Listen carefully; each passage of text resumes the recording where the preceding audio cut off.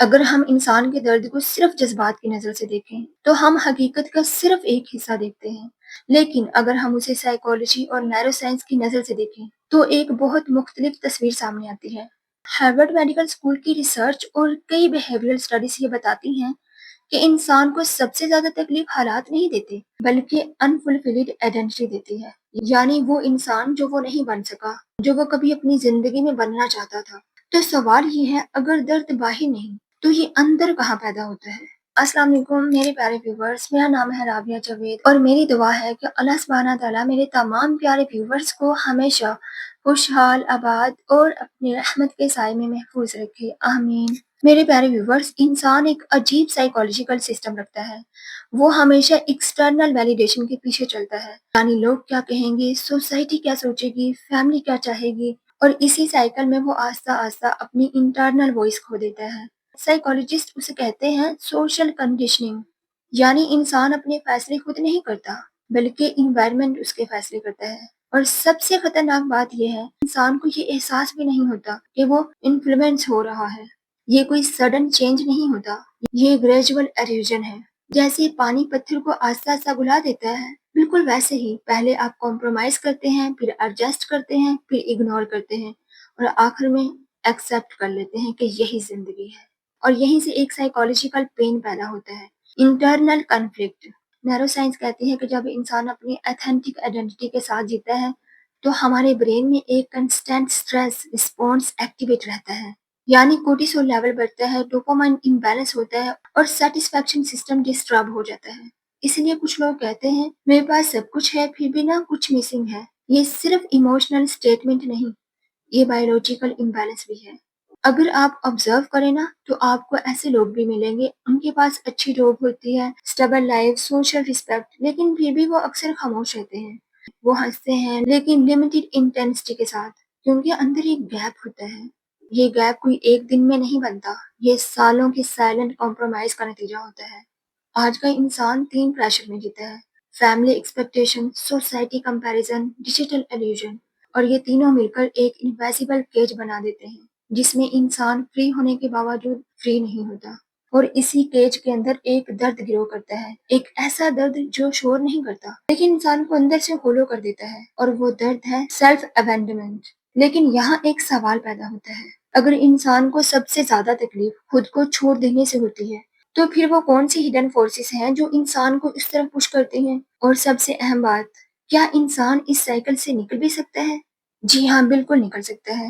ابھی ہم اسی کے بارے میں بات کریں گے، ریگریٹ، کمپیریزن، ایموشنل ٹریپس اور سائیکالوجیکل لوپس کی۔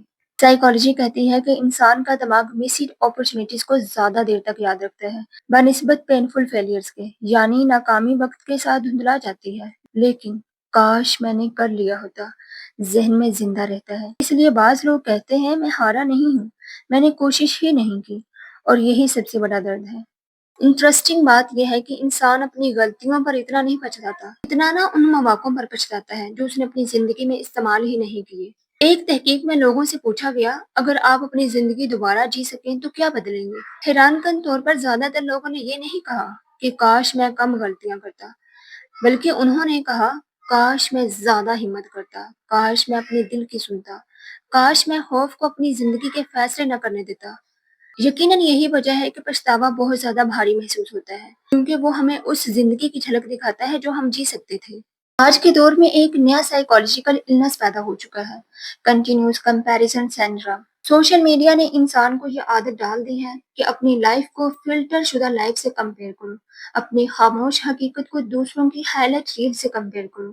لیکن نیرو سائنس کے مطابق جب انسان بار بار دوسروں کی کامیابی دیکھتا ہے نا، انسان کے برین میں ڈوپامائن سسٹم ڈسٹرب ہو جاتا ہے اور خود کی ویلیو پرسپیکشن کم ہو جاتی ہے۔ اس لیے آج انسان زیادہ تر کیا کہتے ہیں، میں کافی نہیں ہوں۔ حالانکہ مسائل یہ نہیں ہوتا کہ وہ کم ہے، مسائل یہ ہوتا ہے کہ وہ غلط ریفرنس فریم میں خود کو دیکھ رہا ہوتا ہے۔ سوشل میڈیا نے ہمارے معیار بدل دیے ہیں۔ پہلے انسان اپنی ترقی کو اپنی گزشتہ حالت سے ناپتا تھا، آج وہ اپنی ترقی کو کسی اجنبی کی کامیابی سے ناپتا ہے، اور جب معیار بدل جائے تو خوشی بھی بدل جاتی ہے۔ اس لیے بعض لوگ نا پہلے سے زیادہ سہولتوں میں رہتے ہیں لیکن پہلے سے کم مطمئن ہوتے ہیں، کیونکہ ان کی زندگی بہتر ہوئی ہے مگر ان کے معیار بھی مسلسل اوپر جاتے رہے ہیں۔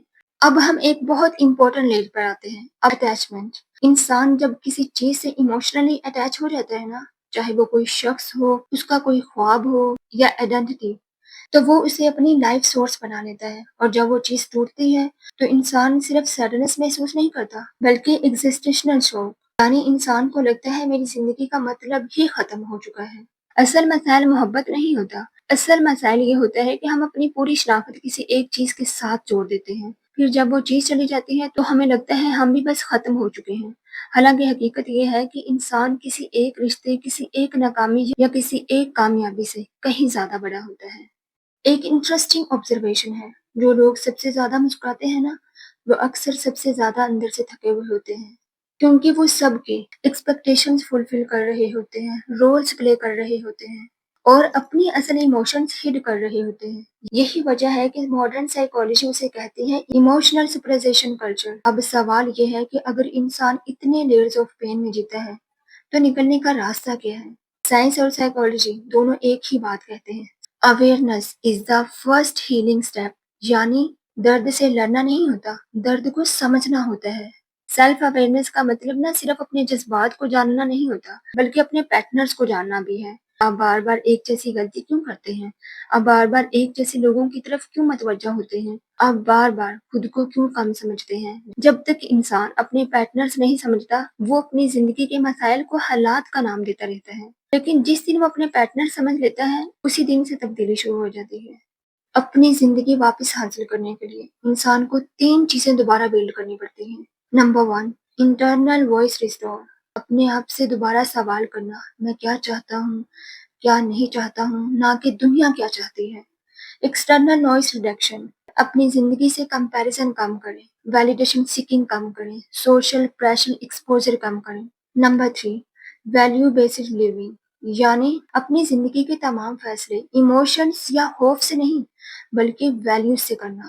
زندگی کا مقصد درد سے بچنا نہیں بلکہ درد سے سیکھنا ہے، کیونکہ وہ انسان جو کبھی نہیں ٹوٹتا وہ اکثر اپنی طاقت کو بھی نہیں جانتا، اور وہ انسان جو درد کو سمجھ لینا وہ زندگی کو پہلے سے کہیں زیادہ گہرائی سے سمجھنے لگتا ہے۔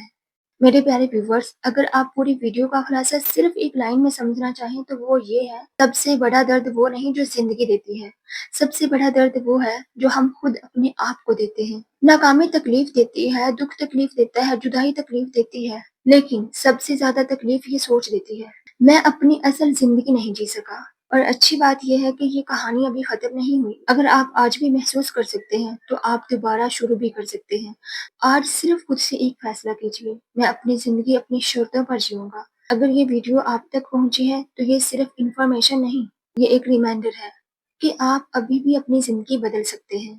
میرے پیارے ویورز، اپنا خیال رکھیے گا، دلوں میں ہمیشہ اللہ سبحانہ تعالیٰ کو یاد رکھیے، اور اپنی زندگی کو بہتر سے بہتر بنانے کی کوشش کرتے رہیے۔ And thank you so much for watching my video. اللہ حافظ۔